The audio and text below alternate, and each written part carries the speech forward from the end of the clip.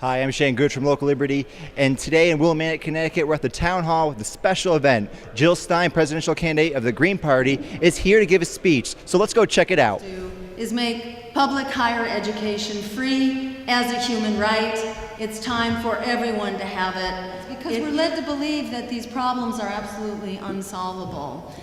Like this problem of the climate and the economy, let me just summarize briefly.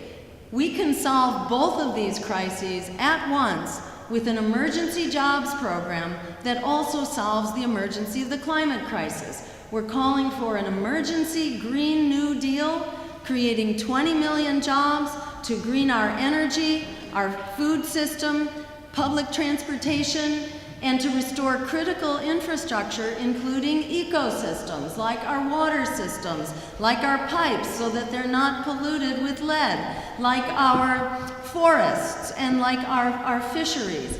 We need to be reviving those systems because our lives literally depend on them, as does our economy. So if we're creating 20 million jobs, good wage jobs, we not only revive the economy, we turn the tide on climate change, and we make the friggin' wars for oil obsolete. We don't need them anymore. We just finished up with the Jill Stein presidential event, and I'm here with John Pelto, who's running for Green Party. It's candidate for Congress. And I've heard that you used to be in the Democratic Party, but now you've switched to the Green Party. Can you tell our viewers why you did that? Well, I've been a Democrat my whole life. I went down to the town hall on my 18th birthday and proudly registered as a Democrat. But what I've been watching over the last few years is I don't think I've left the Democratic Party as much as the Democratic Party has left a whole lot of us. And there's a lot of people, progressives, middle-class folks, who are saying we are on the wrong track and the Democratic Party just isn't giving us the kind of leadership it needs to. Did you support the Sanders campaign? I did. I was a Bernie supporter, and then learning more and more about Jill and was impressed with her. I think that in the long run there needs to be at least 3 parties, maybe 4 parties, and that by having more options it will actually make the Democratic Party more honest, and they'll have to decide who do they want to represent, the corporate interests or the people that they used to represent.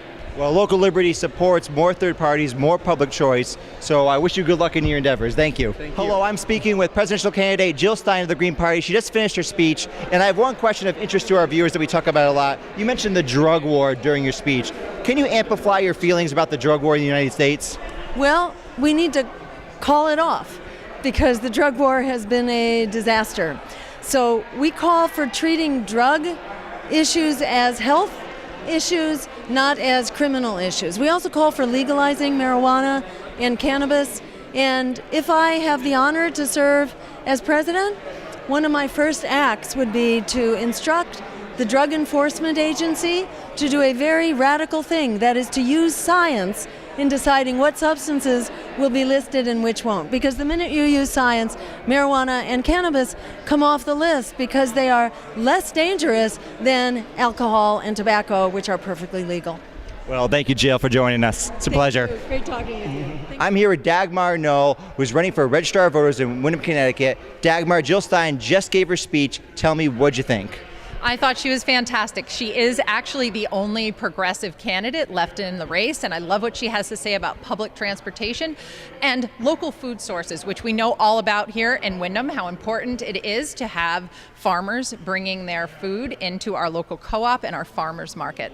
Now, tell me a little bit about your local candidacy that you're running for. Sure, I'm running for Registrar of Voters, and the deal with Registrar of Voters is the 2 major parties in the state automatically get registrars in the towns. But that means that 45% of Windham voters who are either unaffiliated or third-party members, they don't have that representation.